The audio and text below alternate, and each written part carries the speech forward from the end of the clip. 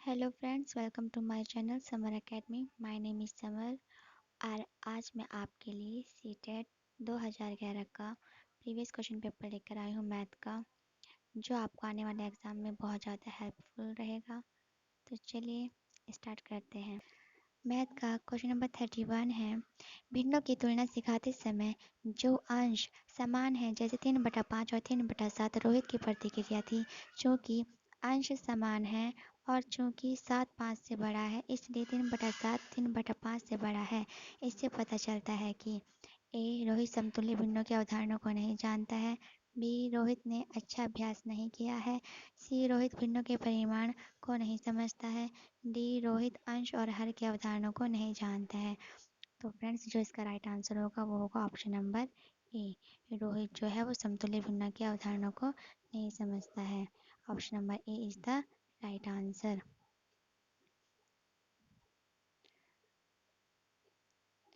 Question number 2 है। निम्नलिखित माचिस की तीली के पैटर्न का परीक्षण करें। यहाँ तीलियों का पैटर्न लगाया हुआ है। यदि पैटर्न जारी रहता है तो 15वें चरण में कितनी माचिस की तीलियों की आवश्यकता होगी। तो फ्रेंड्स, 15वें चरण में कितनी तीलियों की आवश्यकता होगी। ऑप्शन नंबर बी, 15वें चरण में 62 तीलियों की आवश्यकता होगी। Option number B is the right answer. Question number 33 is भिन्नों की अवधारणा का परिचय देने के लिए एक शिक्षक से शुरू कर सकता है। ए. अंशों को ए बी के रूप में लिखना जहां बी 0 है। बी. अपने आसपास की चीज़ों के भिन्नात्मक भागों की पहचान करना। सी. विभिन्न अंशों के अंश और हर की पहचान करना। डी. एक संख्या रेखा पर भिन्न ढूंढना। इसका राइट आंसर होगा ऑप्शन नंबर ए, अंशों ए बी के रूप में लिखना जहां बी 0 है। Option number A is the right answer. Question number 34 is एक इकाई का 3/4 है, कहाँ होंगे एक सही 1/2। फ्रेंड्स, इसका जो राइट आंसर होगा वो होगा option number D. Option number D is the right answer. Question number 35 is संख्या 49,532 को निकटतम हजार में पूर्णांकित कीजिए। जो संख्या 49,532 है उसका निकटतम हजार पूर्णांक होगा ऑप्शन नंबर बी, यानी 50,000। Option number B is the right answer. निम्नलिखित में सबसे बड़ी संख्या कौन सी है। हम जब इन सबको सॉल्व करेंगे तो सबसे बड़ी संख्या जो निकल के आएगी वो है option number A. So friends, इसमें option number A is the right answer. इनमें सबसे बड़ी संख्या ए वाली होगी।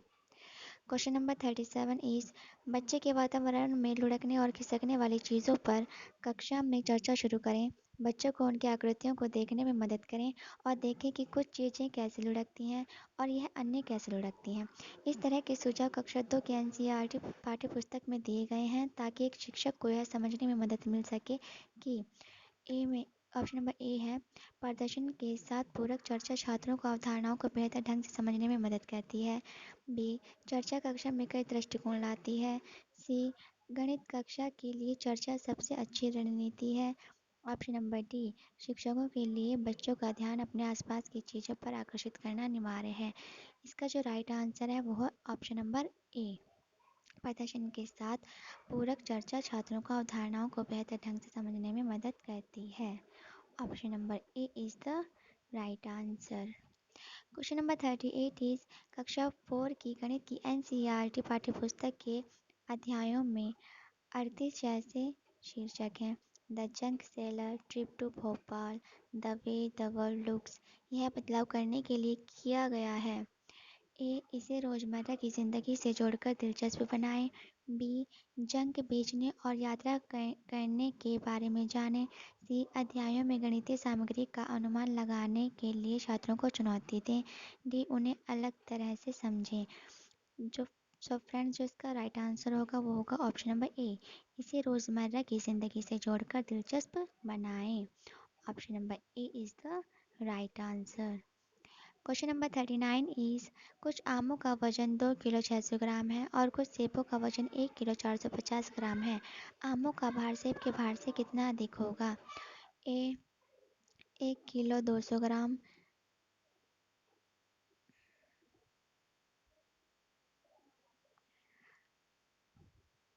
Option number A 1 kilo 200 gram, B 150 gram, C 4 kilo 50 gram, D 1 kilo 150 gram. तो फ्रेंड्स इसका जो राइट आंसर है वो है option number D 1 kilo 150 gram. Question 40 है हमारा। समस्या समाधान गणित करने की एक रणनीति के रूप में शामिल है। ए गतिविधि आधारित दृष्टिकोण, बी अनुमान, सी व्यापक अभ्यास, डी समाधान पर पहुंचने के लिए सुराग का उपयोग। सो फ्रेंड्स जो इसका राइट आंसर है वो है ऑप्शन नंबर ए गतिविधि आधारित दृष्टिकोण। Option number A is the right answer. Question number 41 is question number 41 निम्नलिखित कार्यों को अनुक्रमित करें क्योंकि उन्हें उस समय लिया जाएगा। प्राथमिक कक्षाओं में आकार और स्थान की समझ विकसित करना। ए 2D आकृतियों के गुणों का मिलान उनकी भुजाओं और कोणों को देखकर करता है। बी सहज रूप से 2D आकृतियों के गुणों का वर्णन करता है। सी 2D आकार क्रमबद्ध करें। डी विभिन्न 2D आकृतियों की भुजाओं कोणों और विकर्णों की गणना करके उनका वर्णन करता है। सो फ्रेंड्स इसका जो राइट आंसर है वो है option number B is the right answer. C A D B सबसे पहले आएगा ऑप्शन नंबर सी, फिर ए, फिर डी, फिर बी। इसका सही क्रम है। Option number B is the right answer. Question number 42 is यदि एक ऑपरेटर को के रूप में परिभाषित किया गया है। इसमें दिया हुआ है कि एक ऑपरेटर है, इसको किस रूप में ये जो 3 अलग अलग तरीके से नंबर दिए हुए हैं इनको n8 इनमें से हमें बताना है कि इनमें जो n8 है वो किसके बराबर होगा। 8n+36 के बराबर होगा, n+36 के बराबर होगा, n+28 के बराबर होगा या फिर 8n+28 के बराबर होगा। इसका जो राइट आंसर है वह होगा option number D.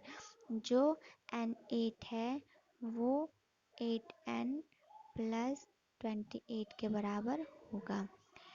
Option number D is the right answer.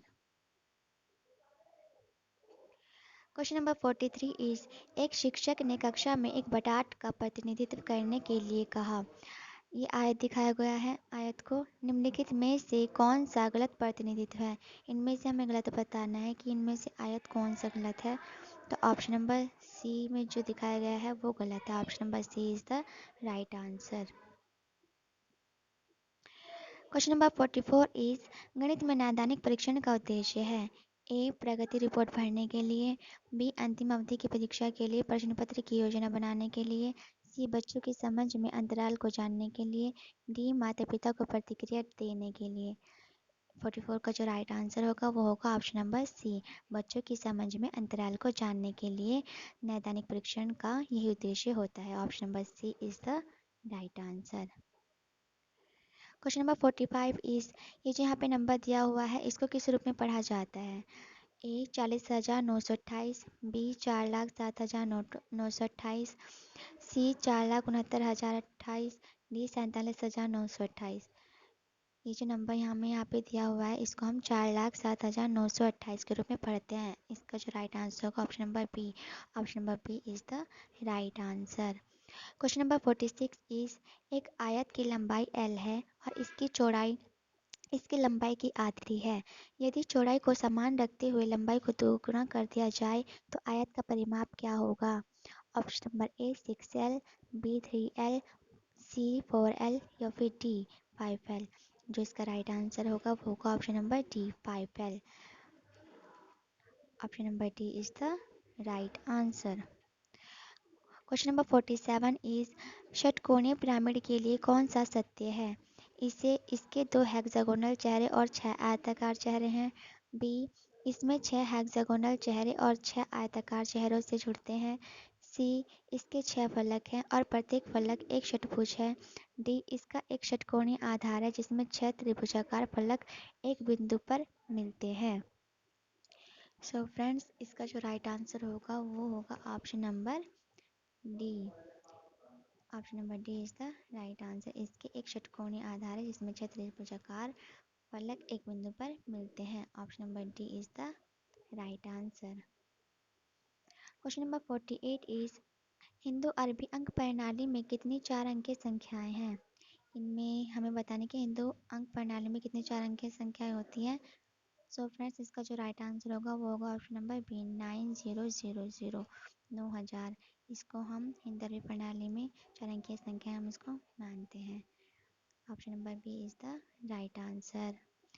Question number 49 is Vikas 56 छात्रों की एक कक्षा को गणित पढ़ाता है। उसका मानना है कि अगर प्रतिक्रिया तुरंत दी जाती है तो परीक्षण करना प्रभावी होता है। उन्होंने 10 अंकों की एक छोटी कक्षा की परीक्षा आयोजित की। प्रभावी ढंग से प्रतिक्रिया देने का सर्वोत्तम संभव तरीका क्या है? ए, वह उन तरीकों पर पूरी कक्षा चर्चा कर सकता है जिसमें उन्होंने अपने समाधान प्राप्त किए हैं और सही उत्तर पर पहुंचने के लिए प्रभावी रणनीति कौन सी है? बी, किसी भी प्रति को यादृच्छिक रूप से चुनें और बोर्ड पर प्रतिलिपि में अपनाई जाने वाली विधि पर चर्चा करें। सी, वह छात्रों को एक दूसरे के उत्तर की जांच करने दे सकता है। डी, वह बोर्ड पर प्रत्येक समस्या के समाधान की व्याख्या कर सकता है और छात्रों से अपने उत्तर की जांच करने के लिए कह सकता है। सो फ्रेंड्स, इसका जो राइट आंसर होगा वो होगा ऑप्शन नंबर ए, वह उन तरीकों पर पूरी कक्षा में चर्चा कर सकता है जिसमें उन्होंने अपने समाधान प्राप्त किए हैं और सही उत्तर पर पहुंचने के लिए प्रभावी रणनीति कौन सी है उसको वो अपना सकता है। Option number A is the right answer. Question number 50 is आकृतियों को पढ़ाते समय एक शिक्षक ऐतिहासिक स्थानों की यात्रा की योजना बना सकता है। ए, सीबीएसई द्वारा फील्ड ट्रिप की सिफारिश की गई है इसलिए वे जरूरी है। बी, आकार किसी भी वास्तुकला का एक अभिन्न अंग है और इस तरह की यात्राएं विषयों के कनेक्शन को प्रोत्साहित करती हैं। सी, उसने अधिकांश पाठ्यक्रम समय पर पूरा कर लिया है और उसे अवकाश प्रदान करने की आवश्यकता है। डी, यह नियमित गणित वर्ग से एक अच्छा ब्रेक होगा और संचार कौशल में सुधार करने का अवसर होगा। सो फ्रेंड्स, इसका जो राइट आंसर होगा वो होगा ऑप्शन नंबर बी, आकार किसी भी वास्तुकला का एक अभिन्न अंग है और इस तरह की यात्राएं विषयों में कनेक्शन को प्रोत्साहित करती हैं। Option number B is the right answer. Question number 51 is एक पासे में विपरीत फलकों पर संख्याओं का योग 7 होता है। निम्नलिखित में से कौन एक पासे में बदलेगा? यहाँ पे पासे दिखाए गए हैं, हमें इनमें से जो राइट है वो वाला बताना है। इनमें राइट आंसर कौन सा होगा? इनमें राइट है option number C. Option number C is the right answer. Question number 52 is क्षेत्रफल की अवधारणा का परिचय देने के लिए एक शिक्षक किसके साथ शुरू कर सकता है? ए, इकाई वर्ग की गिनती की मदद से आंकड़ों के क्षेत्र में गणना करना। बी, विभिन्न आकृतियों के आंकड़ों के क्षेत्र को खोजने के लिए सूत्रों की व्याख्या। सी, विभिन्न वस्तुओं जैसे ताड़ पत्ती पेंसिल नोटबुक आदि की सहायता से किसी आकृति के क्षेत्र की तुलना करना। डी, एक आयत की लंबाई और चौड़ाई का पता लगाकर और आयत के क्षेत्रफल यानी लंबाई गुणा चौड़ाई के लिए सूत्र का उपयोग करके आयत के क्षेत्रफल की गणना करना। फ्रेंड्स, इसका जो राइट आंसर है वो है ऑप्शन नंबर सी, विभिन्न वस्तुओं जैसे ताड़ पत्ती पेंसिल नोटबुक आदि की सहायता से किसी आकृति के क्षेत्रफल की तुलना करना। Option number C is the right answer. Question number 53 is जब शब्द समस्याओं का सामना करना पड़ता है तो राजन आमतौर पर पूछते हैं, क्या मुझे जोड़ना या घटाना चाहिए? क्या मुझे गुणा या भाग करना चाहिए? ऐसे प्रश्न सुझाते हैं। ए, राजन को संख्या संचालन की समझ की कमी है। बी, राजन जोड़ और गुणा नहीं कर सकता। सी, राजन कक्षा को परेशान करने के अवसर चाहता है। डी, राजन को भाषा समझने में समस्या है। सो फ्रेंड्स, इसका जो राइट आंसर है वो है ऑप्शन नंबर बी, जो राजन है वो जोड़ और गुणा नहीं कर सकता। Option number B is the right answer. Question number 54 is एक समचतुर्भुज के विकर्ण 8 सेंटीमीटर और 6 सेंटीमीटर है। इसका परिमाप ज्ञात कीजिए। ए, 24 सेंटीमीटर, बी, 28 सेंटीमीटर, सी, 18 सेंटीमीटर, डी, 20 सेंटीमीटर। फ्रेंड्स, इसका जो राइट आंसर है वो है option number D, 20 centimetre. Option number D is the right answer. Question number 55 is निम्नलिखित तालिका को देखें। इस तालिका में स्टेशन है, बस नंबर 1, बस 2 और बस 3 है और इसमें टाइम जिस जगह जहाँ पे ये है उस जगह का नाम दिया हुआ है। फरीदा टू मथुरा दिया हुआ है। तो फ्रेंड्स इसमें क्या पूछा गया है, कौन सी बस नई दिल्ली से मथुरा पहुंचने में सबसे कम समय लेगी। बस नंबर 3, बस 2 और बस 3 दोनों समान समय लेते हैं। सी बस 2, डी बस 2। इसका जो राइट आंसर है वो है ऑप्शन नंबर सी। बस नंबर 1 जो है वो सबसे कम समय लेगी दिल्ली से मथुरा पहुंचने में। Option number C is the right answer. Question number 56 is भिन्नों का योग पढ़ाते समय एक शिक्षक को निम्नलिखित त्रुटि का सामना करना पड़ता है। 1/2 प्लस 1/3 बराबर 2/5। ऐसी स्थिति में शिक्षक क्या उपचारात्मक कार्यवाही कर सकता है। ए बच्चे को प्रत्येक अंश के परिमाण को समझने में मदद करें। बी एलसीएम की अवधारणा को समझने में बच्चे की मदद करें। सी बच्चे को जितना हो सके उतना अभ्यास करने के लिए कहें। डी किसी हस्तक्षेप की आवश्यकता नहीं है क्योंकि वह पढ़ने के साथ समझ जाएगा। इसका जो राइट आंसर होगा वो होगा ऑप्शन नंबर बी। एलसीएम की अवधारणा को समझने में बच्चे की मदद करें। Option number B is the right answer. Question 57 is माप की अवधारणा को विकसित करते समय निम्नलिखित कार्यों को क्रमबद्ध करें। ए शिक्षार्थी लंबाई मापने के लिए मानक इकाइयों का उपयोग करते हैं। बी शिक्षार्थी लंबाई मापने के लिए गैर मानक इकाइयों का उपयोग करते हैं। सी शिक्षार्थी साधारण परीक्षण द्वारा वस्तुओं का सत्यापन करते हैं। डी शिक्षार्थी मीट्रिक इकाइयों के बीच संबंध को समझते हैं। सो फ्रेंड्स इसका जो राइट आंसर है वो है option number A, C B A D. सबसे पहले आएगा सी, शिक्षार्थी साधन परीक्षण द्वारा वस्तुओं का सत्यापन करते हैं। फिर ऑप्शन नंबर बी, शिक्षार्थी लंबाई मापने के लिए गैर मानक इकाइयों का उपयोग करते हैं। ऑप्शन नंबर फिर आएगा ए, शिक्षार्थी लंबाई मापने के लिए मानक इकाइयों का उपयोग करते हैं। फिर ऑप्शन नंबर डी, शिक्षार्थी मीट्रिक इकाइयों के बीच संबंध को समझते हैं। इसलिए इसका जो राइट आंसर होगा वो होगा option number A, C B A D is the right answer question number 57 का। क्वेश्चन नंबर 58 इज एनसीएफ 2005 मानता है कि गणित में सोचने और तर्क करने का एक निश्चित तरीका शामिल है। नीचे दिए गए कथनों में से एक को चुनिए जो उपरोक्त सिद्धांत को नहीं दर्शाते। इसमें नहीं है, नहीं दर्शाता, नहीं को ध्यान में रखते हुए आंसर करना है हमें। ए वह विधि जिसके द्वारा इसे पढ़ाया जाता है। बी छात्रों को संख्यात्मक प्रश्नों को हल करने के लिए सूत्र निर्धारित करना। सी पाठ्य पुस्तकों में प्रस्तुत सामग्री को जिस तरह से लिखा जाता है। डी कक्षा के लिए गतिविधियों और अभ्यासों को चुना गया था। सो फ्रेंड्स इसका जो राइट आंसर होगा वो होगा ऑप्शन नंबर बी, छात्रों को संख्यात्मक प्रश्नों को हल करने के लिए सूत्र निर्धारित करना। Option number B is the right answer. Question number 59 is इन दिनों कीमतें बढ़ने लगी हैं। निम्नलिखित में से कौन सा ग्राफ इस स्थिति को प्रतिनिधित्व करता है। तो सो फ्रेंड्स इसका जो राइट आंसर होगा वो होगा ऑप्शन नंबर ए, कीमतें बढ़ने के लिए ये वाला ग्राफ सबसे सही दिया हुआ है इसमें ऑप्शन नंबर ए में। Option number A is the right answer. Question number 60 है और आज का लास्ट क्वेश्चन है हमारा। क्वेश्चन नंबर 60 इज एक अच्छे गणितज्ञ बनने के लिए किसी को सक्षम होना चाहिए। ए अवधारणाओं को समझें, लागू करें और कनेक्शन बनाएं। बी सवालों के जवाब देने की तकनीक में महारत हासिल करें। सी अधिकांश सूत्रों को याद करें। डी कुछ ही समय में समस्या का समाधान करें।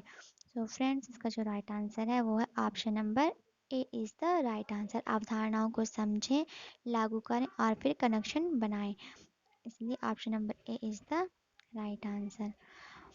फ्रेंड्स आज हमने मैथ के 30 क्वेश्चन किए हैं जून 2011 में सीटेट का जो एग्ज़ाम हुआ था उसके।